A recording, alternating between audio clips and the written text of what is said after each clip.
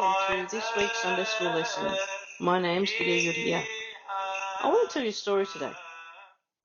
One day, Irene came home from school very excited. She called out as she ran into the kitchen, "Look what I found as I was walking home from school!" She eagerly showed her mum a little black purse and said, "I found it on the ground under the bench at the park. And look!" Opening the purse, she showed her mother the money. "There's almost $100 in here, and I was just thinking this morning that I wished I had more money to buy presents with." Mother looked at Irene. "Surely you're not going to keep this for yourself?" she asked. "Why not?" asked Irene. "I'm the one who found it. How am I supposed to find out who it belongs to? It could belong to anyone in the neighborhood or even to someone who doesn't even live around here." She opened the purse again and looked at the money longingly.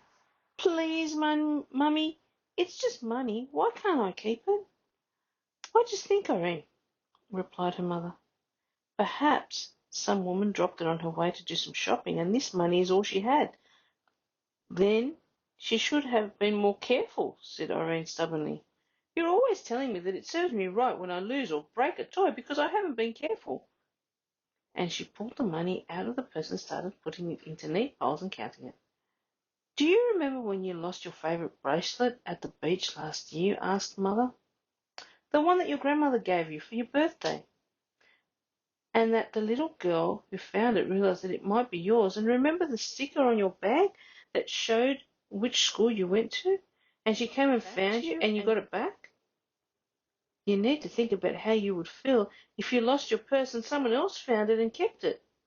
You wouldn't like that, would you?" Irene stopped counting the money and looked serious. "Well, I never thought of that," she said. "I suppose I wouldn't like it.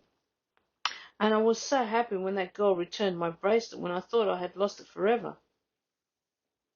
"I didn't think you would," said Mother. "And remember what Jesus said about doing to others as we would like them to do for us." In the purse. "But how am I supposed to find out who it belongs to?" "The proper thing to do is to take it to the police station," said Mother, "and they will keep it there and see if anybody comes for it. If not, they will probably give it back to you." "All right then," said Irene, smiling.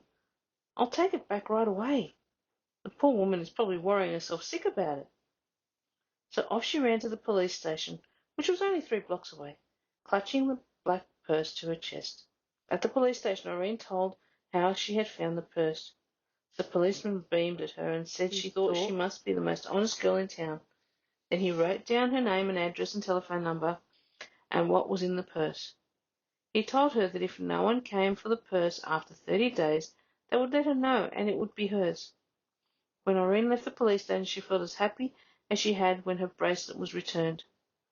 "Why isn't that funny?" she thought. "Doing the right thing makes you feel just as good when someone does something nice to you. I never knew that before." And she skipped all the way home. But that was not the end of her happiness.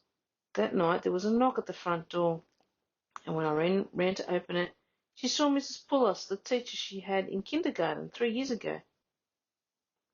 Mrs. Pullos gave Irene a huge hug and said, "I've just found my purse at the police station, and the policeman told me that it was you who found it and took it in.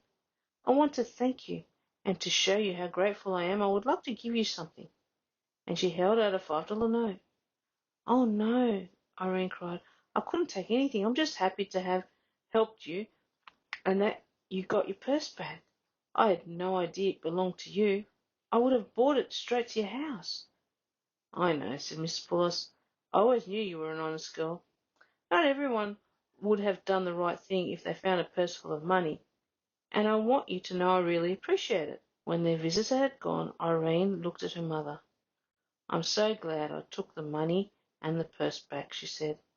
"Just suppose that I had gone to church with that purse in my hand. Mrs. Pullis had seen me.